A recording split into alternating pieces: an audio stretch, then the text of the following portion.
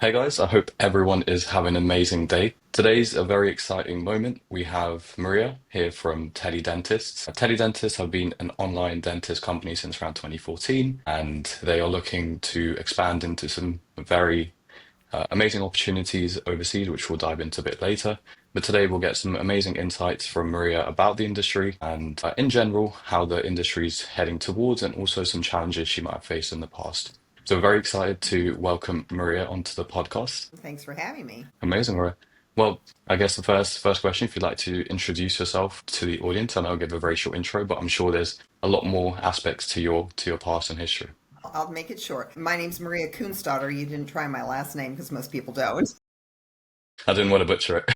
I am a dentist. I'm a mother. I am a grandmother. I'm the co-founder of teledental consultation, synchronous consultations globally. We founded the company in 2014, as you mentioned, out of the dental practice and into virtual dental care since 2014, and have grown, expanded, and am very excited that I am going to announce we are going to have our first franchise in the UK. So TeleDentists UK, here we come in September. And then we are expanding globally pretty much as we speak. So we're really excited about these opportunities to let people know that. Amazing, amazing. That sounds all very exciting. And I guess the first thing we would dive into as well, can you share a little bit more about your specific role within the company and how that all kind of ties in? Well, currently, as the founder, I developed the whole concept. In 2012, 2013, I was the dental director for a group called Pains, and it was a group that was trying to address the opioid crisis in the United States. And we were in Washington, D.C., trying to figure out what to do with these people in chronic pain that needed opioids, but they're trying to restrict opioids. And over again, top 10 reasons people went to the emergency room for pain, obviously, and in the top 10 were toothaches. And I know this is almost a global issue because I've talked to people all over the world that say, yeah, they go to the pharmacy, they go everywhere but to a dentist's office because they can't get in. So I'm sitting in 2012, 2013 at a table with physicians that were already doing telemedicine. And it was just like, that's what we need. We need a virtual dentist. I call it in all the wrong places that people go for help with their dental pain. And the teledentist was born. And then in 2014, the American Dental Association came out with their study that showed 2.1 billion healthcare dollars were spent in emergency rooms on toothache codes in 1 year. Oh, Where wow. no treatment is rendered, no service. They wait for hours. Here it costs extreme amount of money. Wait for hours, get no care provided, may get an antibiotic, and they're sent off to go find a dentist to have it taken care of.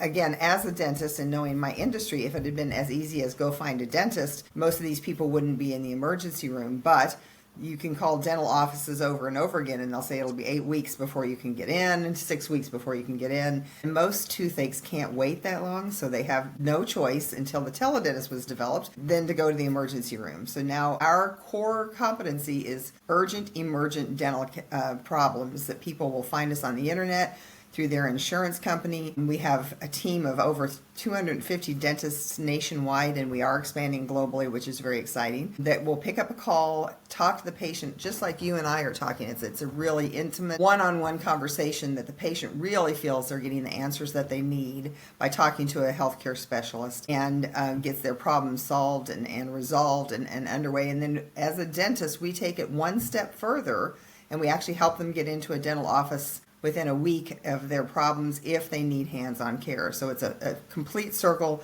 of making sure that patient in pain gets taken care of and gets seen. Amazing. I completely vouch for that, as even in the UK, there's set appointments that you have to get. If I want to book a dental appointment myself, it will take me a month sometimes to actually get in from a proper private physician who can actually help my pain. It's a really amazing concept, which I'm sure has helped a lot of people. And September, you can call the teledentist UK. I hope not. I hope not to, but yeah. But no, it's honestly an amazing concept. And I guess in terms of when you started off in 2014, were you pioneers, or were there other people in the space and you kind of developed into it? So we were the first synchronous teledental company. Before us, teledentistry was developed where what it called asynchronous, means it didn't happen at the time. A dentist would send a hygienist out to maybe to a school or a nursing home with a computer, a camera, and a Nomad X-ray machine. And then they would take pictures and x-rays and send those films and x-rays back to the dentist's office. And when he or she had time to sit down and look at them, they would say, oh, this patient needs to come in, or that patient's fine. And that's called asynchronous. It's not done at the time the patient's there or live conversations. It's just records sent forward to the dentist and then information sent back from the dentist. But obviously, if someone's in pain, if they don't get a hold of somebody very quickly, they're not going to wait around for hours because they're going to go to the next step. Because I don't know if you've ever had a toothache, but it's not something you want to wait around with. So we Definitely not. opened it up to do just like telemedicine, to have a dentist on call 24/7, 365, to be able to pick up a call. And here we have to do it by state. So if a patient in Kansas calls, the dentists in Kansas will get pinged that there's a patient in our waiting room on our platform, and that patient will be addressed by a dentist in Kansas. Just like when the TeleDentists UK, if a patient's in Ireland, they will talk to a dentist in Ireland. In the UK, they'll talk to a dentist in the UK. So it's, definitely addressed by the dentist that's in your community and understands the issues that the patient addresses and needs to face next after their pain is brought down and they understand what they need to have done. So we were the first, and then COVID came along, and within 6 weeks we had contracts with big payer companies because people did not have a place to go to see a dentist. They were at home, afraid to go to the dentist because of COVID. They're always afraid to go to the dentist, but definitely because of COVID, or offices were shut down. The insurance companies came to us and said, will you see our patients? It's like, sure we will. And so we were a before COVID company, but during COVID, several other companies adapted our model and opened up the same kind of practice. So there's, it's broadening out in the space. So it's much more understood. There's more companies doing it and more services are now available. Yeah. Yeah, I think those are very, very interesting points. Is the one about linking up to a specific dentist in the space, I think is really crucial because within the physician space, there needs to be trust built within the community. And Exactly. I feel like especially over a virtual screen, I need to know that the person knows maybe a similar area, built rapport. So I think that's a great point. And about COVID You're as a well. franchise. That's why we decided to franchise this concept, because no way would I tell you what you need to do for your dental problems, because I don't know what is anything about it. So healthcare is very cultural, is what I like to say. I love to talk with my hands, by the way. Healthcare is very cultural. So any country we go into, we get in-country dentists to talk to the people that they're going to be talking with, because it's, where you go, how you get it taken care of, what your emphasis are totally a cultural phenomenon in terms of the care that you're going to get or the care that you want. Are all based on the cultural mores of the area. So it's very important you see a dentist in your community. Exactly. No, 100%. And the COVID point as well. I think there was an article where you grew 1,200% during the Yes. 2020 year, which Yeah, is three absolutely quarters of 2020. I mean, March that's 15th COVID hit here, and boom. I mean, it was a wonderful year for us. I mean, it was a terrible year for everybody else. But the good uh, news is we were there for people that needed us and had no, couldn't go to the dentist, even though they'd already had appointments and were set up to go. Offices were closed, and dentists, would take teledentistry and reach out to their patients as well later on in the COVID era to be able to yeah. communicate with patients. So it's then developed a whole new dentists being able to do teledentistry with their patients, and now virtual care is becoming the standard of care. You don't need to go into your dentist's office for every procedure. You don't need to take time off from work, take your kids out of school, all the things that we used to have to do because you had to drive to the office, sit down, and have an appointment. Now, so many of those visits can be handled virtually. And I bet it's saving the actual physicians a lot of time. They can spend more time with their families, so it's beneficial for everyone. It's a reciprocal thing. Absolutely. And again, I love to say, since football is so popular, always and I tell younger dentists that have children, always out in the middle of a soccer practice, they'll get a phone call from a patient, and on their cell phone, they'll be telling the patient watching their child practice soccer or something along that line. And if they could do that through teledentistry, it's a billable fee. It's something they can charge the patient for, and it's also safe and secure with our HIPAA and it's GMAT, I think, in the UK for privacy. Our platform is completely HIPAA and GMAT security privacy platforms. Yeah. They can send records, they can send pictures, and it will always be secured on our platform. It's really powerful. It builds trust from both sides, especially because Everyone knows what's going on. But no, that's amazing. And I guess now in terms of the industry trends and how things are going, I guess one step up was COVID, and it allowed people to really understand the power of virtual healthcare.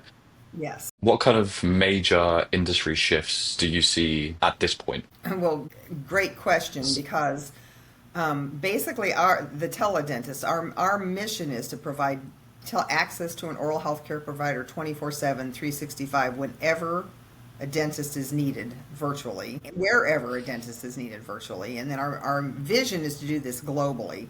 And now the World Health Organization's mandate in 2023 was that oral health must be part of the Universal Healthcare Plan by 2030. And that's now only 5 years away. The only Yeah. way to be able to fulfill that is through teledentistry. There are not enough dental professionals globally to be able to embrace the entire population of the world and get them access to oral health care. So I loved that mandate. And the World Health Organization says there is no health without oral health. So Hmm. one of our biggest platforms has been dental medical integration. Again, as in the intro you said, particularly your industry, dentistry, not just healthcare, but dentistry is healthcare. Hmm. Because over and over again, research is stacked on the impact of poor oral health and total body health and disease. So health and wellness means good oral health. You don't start Yeah. health and wellness here. You start health and wellness in the whole body. Very true.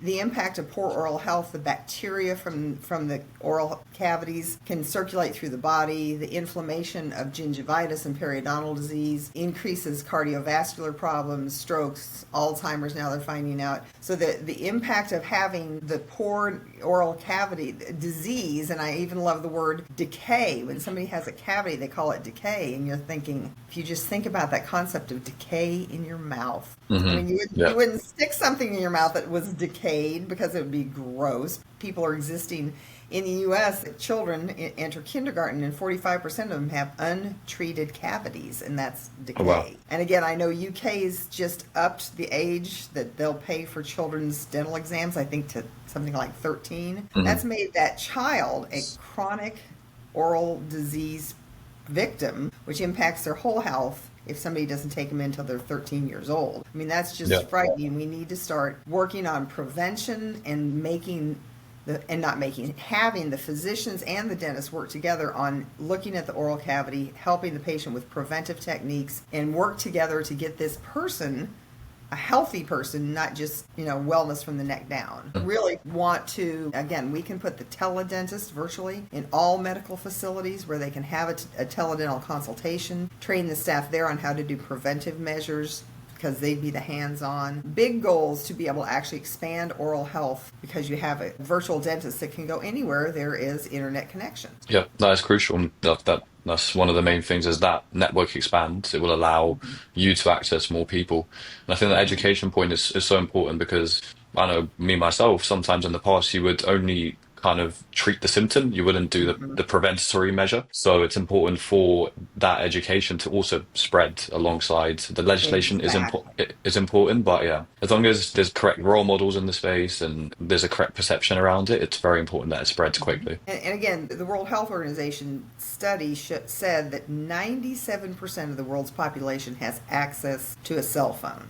Now that's Hmm. mind-boggling. Crazy. Having done medical missions globally in very remote places, even in villages, there'll be one person sometimes with the cell phone. It's always a woman because they're economical, and people will come and pay her to use that phone. So she's got a business, but that phone can be the access for the education part that you're talking about. Hmm. If you can get a virtual dentist on a cell phone for educating a community healthcare provider in that village, you can expand again just from that one cell phone there. You can expand healthcare right there by education. Yeah. Hmm. No, no, it's crucial. And I think having that kind of awareness within the you as industry leaders in the space is going to be the most crucial thing because you can actually shift the industry and kind of pushing that educational content out there. That's amazing. So yeah, I guess education, legislation. Are there any kind of other major shifts that you're seeing in industry right now in terms of maybe technological sides or anything else? Well, we actually do. Yes, we actually do have AI on our platform for we can do virtual screenings. Again, everybody that has a cell phone. Everybody has a cell phone, loves to take pictures, selfies, all over the place. A selfie of your mouth, and they have a template to show which angles to take of the oral cavity of the Hmm. mouth, and you can get from here you can see a lot. People say, Yeah. how do you see? Well, I can see all the way back to my wisdom teeth on the bottom and on the top too if I looked silly in this, which I won't. And then with the right photos, it's immediately sent to an AI assessment that can actually, we'll give them a report back that says, inflammation, breakdown of the tooth structure. It'll give them a virtual checkup just almost instantaneously. And then Yeah. the end of that says, if you want advice on how to manage this, talk to the teledentist. So a person can use AI to assess their oral health, not having ever known, and maybe this sounds like fun, I'll do this, and like, whoa, the results are, oh my gosh, I need to do something. Now, it was fun, and everybody loves to smile, but forget that these teeth are, they're black and breaking down back here and need to be addressed as well. So we use AI for our virtual checkups. We use AI to evaluate x-rays. If Hmm. somebody comes to us for a second opinion, their doctor has told them they need all kinds of things and they're not sure that this is really true, they can send us their x-rays. We run it through an AI assessment as well. And Hmm. the computer will come back with having evaluated the x-rays and actually have, say this is a cavity here, this is this here. So they get an independent assessment of the results that their dentist is telling them to validate it, to say great job, oh, you might have missed something, or what I like to say is it may say run away from the dentist that you're going to because the treatment plan's over the top, but it'll Yeah. clinically say these things are here or these things are valid. And then it's up to the patient and the dentist they're giving the second opinion to assess whether this is an appropriate treatment plan or not. So we do use AI on our system as well. So we also have under our umbrella, and because we're really innovative, people call us all the time with new dental concepts. Added these great companies, and we have them all under our umbrella. We can do sleep apnea studies and appliances with a company we work with, and it's all done virtually from home. Oh, wow. Partial replacements. If somebody has a partial or missing teeth, they can get a tooth replacement. We do caries risk assessments, which is an AI tool. Sleep apnea things for children that used to be standard to have their adenoids and tonsils taken out, and they found out that those are really organs that help with avoiding infection. So there Hmm. are other methods with the sleep apnea appliances for children. So we have a lot of companies that are working under our umbrella that are virtual companies, so we can really do dental care at home, but we always, to dentists, not to fear, we're the dentist's best friend, because our first thing is this does not substitute for your normal checkup and cleaning. And then if you need other services, we're here to help with that as well. So we have a lot of new concepts coming forward that are soon going to be the standard of care. Yeah. That's amazing. You're very far ahead of a lot of companies that we've spoken to in the past in general about providing that not only the primary care, but also, as you said, additional care services that can also help the customer. And the process from what it sounds as well, we didn't break that down at the start. It's a three-step process from what it sounds like. It's you get the assessment, speak to the dentist, and it's care. So it's very simple, and I'm Exactly. sure that the timeline is very short on that as well. And another thing, we're working with companies that do saliva testing for oral cancer. And a lot of people won't go to the doctor or dentist because they're afraid of what they're going to hear. Yeah. They stay away in fear that they're going to have a positive result. They're going to have cancer. They're going to have cavities, so they avoid going. But if at home, you can do a saliva test, and it also does for bacteria and viruses and fungus. There's all kinds of things. These tests, the results will give you a result on what's going on in your mouth, Hmm. and you can do that from home and sit with your own results and absorb it, and then talk to somebody that's not going to be working on you, but they can give you a professional opinion on what you need to do. And that's a really safe, secure feeling for most people, to have results that they can absorb, and then talk to somebody like me, that's not going to actually be drilling or putting my hands in their mouth, because it feels safe. You talk to the grandkids on the cell phone all the time. You can talk to your dentist on a cell phone, or a dentist on a cell phone, and it feels safe and secure, Yeah. confident, and not break out in a cold sweat because you're crossing the doorway and that sound starts, and you Yeah. need like, oh no, I can't do this. So it's a very relaxed environment where you can be filled with knowledge, and then we can help you make decisions on what to do for next steps. Yeah. No, it all sounds very, very easy for the customer. And I guess in terms of these are the positives, has anything that's been kind of frustrating, that maybe you would like the industry to understand, or even maybe the customer that you found in kind of your journey starting from back in 2014 to now? How long do we have to go over frustrations? Let me think. Uh, Yeah, there's well, probably a most long list. importantly, sad but true, industry standards say it takes 17 years for research to get to the person that it will benefit. Hmm. So in the year 2000, again, these are all in the United States, the Surgeon General said oral health must be part of primary care. I mean, it's got to be part of healthcare in the year 2000. And then Hmm. 2006 was a great research study by Aetna and Columbia University Medical School that showed the impact of improving oral health, how it improved diabetes, stroke resistance, actually poor oral health and maternal health. When a mother is pregnant and she has poor oral health, she's more likely to have a preterm baby or a low birth weight baby. So improving the oral health of those women when they're pregnant, before they get pregnant, will Hmm. result in healthier, stronger babies being born. All of these have been studied and shown to be a positive, impact of improving oral health. And then the good news too is improve oral health and reduce the healthcare costs. Again, I'm sure you know what premature infants and low birth weight infants are kept in the hospital for months sometimes. And the cost of those children, those babies, medical costs are astronomical. So if we can make the impact on maternal oral health, improve those babies staying where they're supposed to be for their full term and come out with normal birth weight, it's so simple to work on oral health and Yeah. improve the whole body. That was in 2006, calling for dental medical integration and primary care. Here, the Primary Care Association for Family Practice and Pediatrics says oral health in 2014 and 15. Oral health must be part of the primary exam. These things still aren't happening. That Well, frustrating. Yes. yeah. If we can get the education and the healthcare team working together to Yeah. reduce healthcare costs and improve patient outcomes, it just makes sense. But it's like climbing a hill with a Has that boulder. frust Yeah, I was gonna, has that frustration come from the legislation side, or is it people don't really understand or aren't, as you mentioned, the education side, or is it a bit of both? Not well, actually, I'll get to legislation in a minute. It still goes back to medical school and dental school don't train the students to be a total healthcare provider. They train them to Wow. focus on Yeah. their area. And in fact, not only do the physicians not get much oral healthcare education, but dentists get medical, and then they get into the dental practice and they just focus on those teeth. Whereas the Hmm. CDC here in the United States said that if dentists did screenings for blood pressure, blood sugar, and blood lipids in their office, it could save $100 million in healthcare annually by early screening to these patients. And then we go to the legislation aspect. In some states, a dentist cannot do a finger stick for blood glucose. That's practicing medicine. Now, they can poke you with all those needles in your mouth, Hmm. but the state legislation said they can't do a finger stick for blood glucose. Now, how crazy is that? That's insane.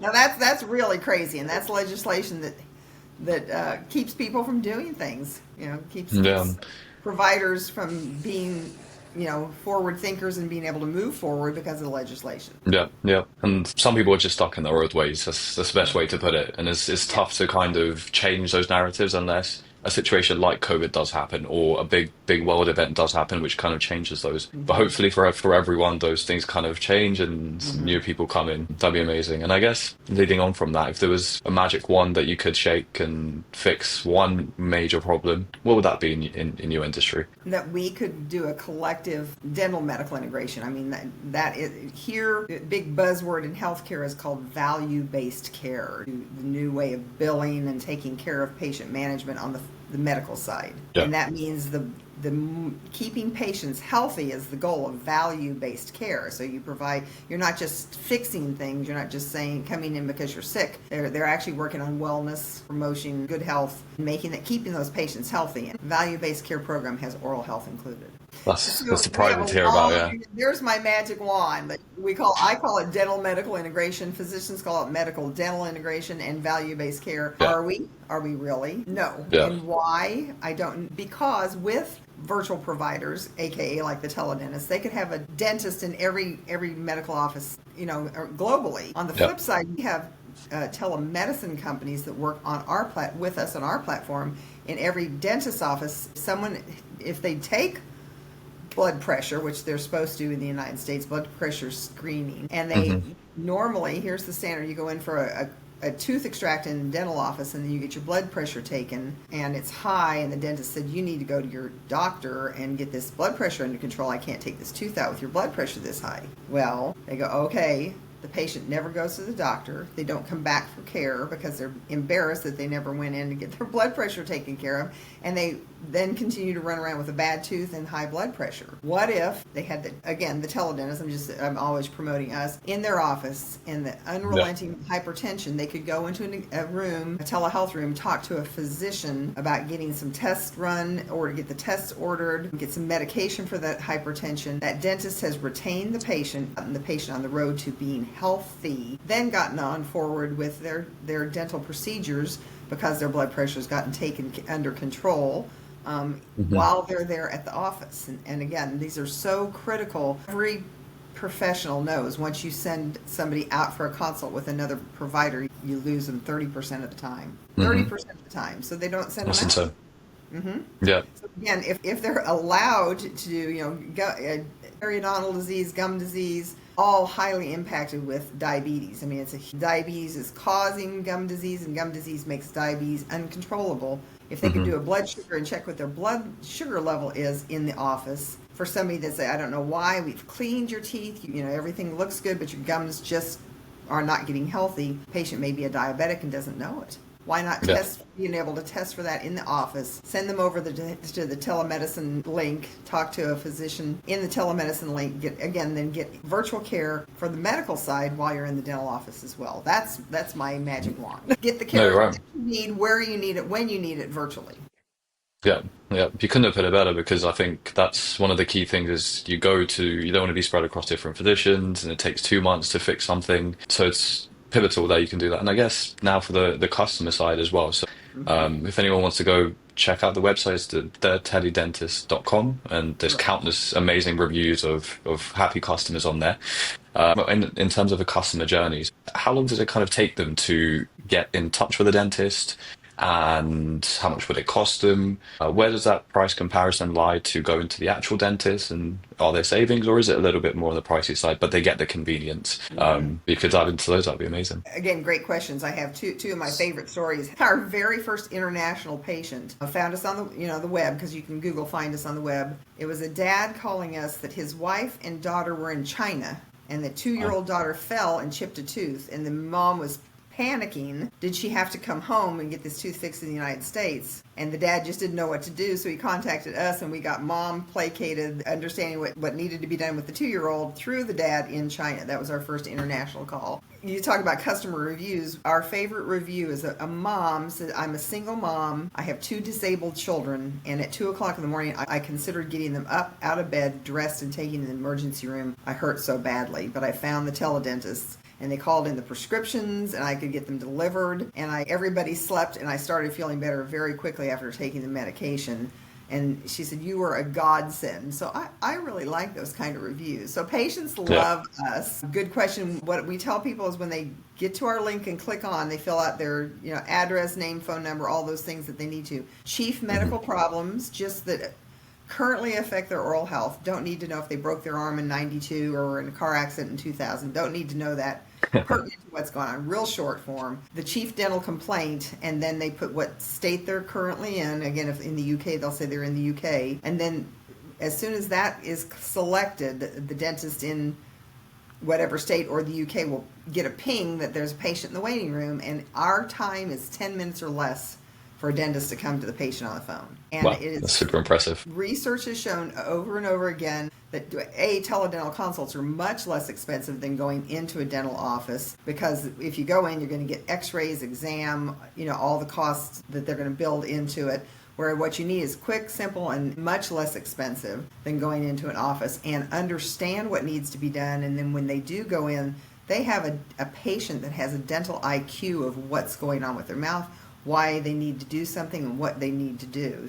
It's a Yeah. great advantage for the dental profession. They get educated patients that come in for their appointments. And 43% of the time, on our post-patient survey, the patient said their problem was resolved. So not Wow. everything needs to be hands-on care. Canker sores or a fever blister, we get all kinds of things that to the patient, it's an emergency. To us, it's like, this happens all the time. You're going to be better. Let's get you on your medication. Everything's going to be fine. And Yeah. what I love to tell people when they say, how do you do teledentistry? We aren't going to drill on that tooth through the computer line, but we will tell them what to do to make it feel better, and we can get them off the ledge of the fear it's going to get worse, how much it's going to cost, and then they are on the road to taking the medication or putting the temporary filling in there or whatever needs to be done that a dentist can help them feel better very quickly for a Yeah. very reasonable price. And then again, on our side, we actually get them into an office, help them with that, getting that appointment set up before the 8 weeks that they normally have to wait if they just try it on their own. Yeah. Well, back to the stories as well. I think those are very heartwarming stories of those customers, and I bet they drive the dentists on. And the process for anyone listening, it seems very easy enough. I definitely know I'm going to be using it when it comes to the UK. September, you September, may be their first customer. we're there. I'll be calling in. But no, it's impressive. It's very impressive. It's light years ahead of what other people are doing and have done in the past. I know there's some physician doctors that do it online here, but in terms of dentistry, it's light years ahead. I guess we've touched on the legislation, legal side of things, and now the customers. In terms of your dentists, how many dentists do you have? And also, are those dentists, my question would be, are they linked? So, for example, if someone has a dental consultation with someone online on the teledentist, do they then see the same dentist, or can it be No. another one? It doesn't matter. Yeah, no, it only once or twice, because in here their dentists are licensed in their state, and the states can be as big as the country of the UK. So Yeah. there may be a patient or on one side of the country that's seen by a dentist on the other side of the country. Rarely are the dentist and the patient in the same even vicinity. That's happened a couple times where they'll say, "Well, I'm right down the street from you. Come on down." But that's not the objective of the people that take the calls. They're Yeah. not for them to build more patients, but when offices do have the teledentist in their office, they can use that for their own patients and for advertising to their community that they do virtual care, where they will get more patients that are Got looking it. for somebody that provides virtual care as well. Amazing. No, that's really powerful as well for the dentist, and so they're able to build their own kind of base of yourself, and you connect them to qualified specialists. Right, right. Amazing. No, that all sounds amazing. And I guess if there's we'll kind of wrap up here. And if there's any leaving thoughts that you might want to leave with someone listening who is on the fence about kind of choosing teledentists, I'll leave the floor up to you. Well, from the healthcare side, I think it's critical that all, including dental healthcare providers, use the mindset of the total patient care. Medical and dental understand that you can't have healthy patients without healthy medical, healthy dental patients, and start working toward bringing this together as a universal health care, which the World Health Organization wants us to do. For the patients, it's critical to keep your oral health in good condition, period. And if a consultation can help you understand, educate, and feel better, it's worth every penny. And then, having that education, staying involved. Again, we have a lot of dental phobics that are afraid to go in a dental office, but they'll talk to us because there's no fear there. So get, to the right professional, talk to the right professional, and get your health care and your health improved. And we're going to, believe it or not, oral disease is the most prevalent disease in the world. Oh, How wow. sad is that? Because it's a bacterial disease that's almost 100% preventable. But currently, it is the most prevalent disease in the world. And we all can make an impact on that by improving oral health. And hopefully in my lifetime, they have to hurry up, but in my lifetime, hopefully, we'll be able to see that that's somebody, unfortunately, that's really been reduced. I don't want another disease to become the most prevalent, but hopefully we can reduce the prevalence of oral disease by improving oral health globally. That is our goal. Amazing, very powerful. If someone wanted to find you, they would find you at the teledentist.com. And I guess someone wanted to find, are there any other socials which you might direct them to? And where can they find you, Maria, as well? I'm Maria K at the Yeah. teledentist.com. That's my email. And please blow up my email. I work 24/7 as well. Answering emails are always easy to do any time of the day or night. So it's Maria, Maria K at the teledentists, plural.com. And happy to relate to anybody on emails is an easy way to get information out. Amazing.